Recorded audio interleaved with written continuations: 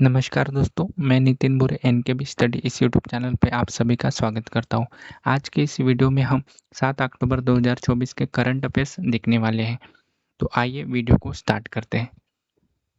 सबसे पहले न्यूज़ हमारे पास आती है जो कि क्लासिकल लैंग्वेजेस से रिलेटेड है। वहाँ पे हमें बताया कि यूनियन गवर्नमेंट ने क्या किया है, 5 नए क्लासिकल लैंग्वेजेस को अप्रूवल दे दिया गया है, जो कि मराठी हो गई, महाराष्ट्र के स्टेट के लोग बोलते हैं। फिर पाली होगी, तीसरी हमारे पास आती है प्राकृत लैंग्वेज, चौथी हमारे पास आती है आसामीज़ और पाँचवीं है बंगाली। यानी कि इन 5 भाषाओं को भारत सरकार ने क्लासिकल लैंग्वेजेस का दर्जा दिया गया है। क्लासिकल लैंग्वेज का दर्जा देने के बाद उस लैंग्वेज को काफ़ी इम्पोर्टेंस दिया जाता है, ठीक है। तो ये 5 क्लासिकल लैंग्वेजेस हो गए, ये एग्ज़ाम में बहुत ही ज़्यादा पूछने के चांसेस ज़्यादा है, ठीक है। मराठी हो गई, पाली, प्राकृत, आसामी और बंगाली। देन इसके बाद में हम देखेंगे कि जो पहले की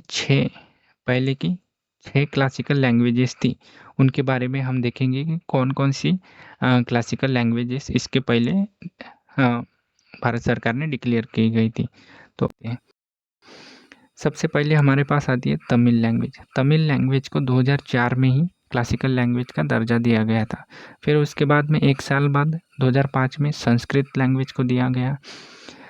2008 में 2 लैंग्वेज को क्लासिकल लैंग्वेज का दर्जा दिया गया है, यानी कि तेलुगु हो गए, फिर उसके बाद में कन्नड़ा। तेलुगु और कन्नड़ा को एक ही साल में क्लासिकल लैंग्वेज का दर्जा दिया गया। फिर उसके बाद में 2013 में हमारे पास आता है कि केरला की जो राजभाषा है मलयालम, उसको क्लासिकल लैंग्वेज का दर्जा दिया गया।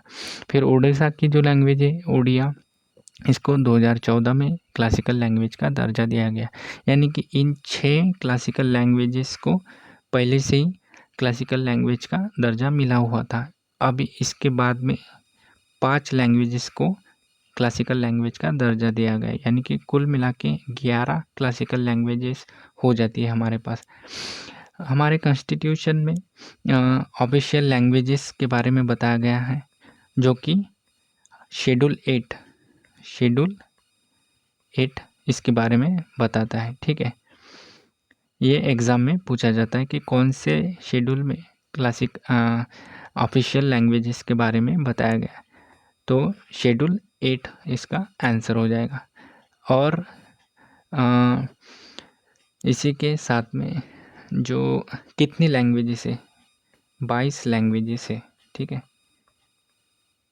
शेड्यूल 8 में 22 लैंग्वेजेस है हमारे दिए गए हैं। देन हम देखेंगे वन लाइनर, जो कि एसएससी एग्ज़ाम हो गया, स्टेट पीसीएस हो गया, वन लाइनर एग्ज़ाम में पूछा जाता है। तो आइए देखते हैं। सबसे पहले हमारे पास न्यूज़ आती है एफसीआई से रिलेटेड। एफसीआई मतलब क्या हो गया? Food corporation of India. Food corporation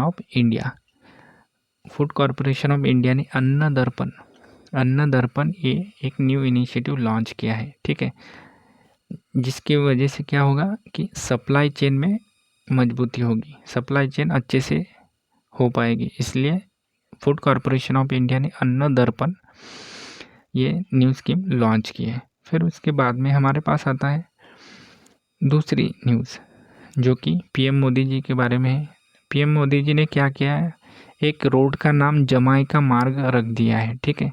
Jamaica मार्ग नाम रखने से क्या होगा कि इंडिया और जमाइका जो 2 देश है, इनके बीच का जो रिलेशनशिप है वो और स्ट्रॉन्ग हो जाएगा, ठीक है।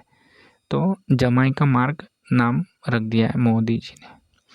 फिर उसके बाद में तीसरी न्यूज़ हमारे पास आती है, जो कि केरला राज्य से रिलेटेड है।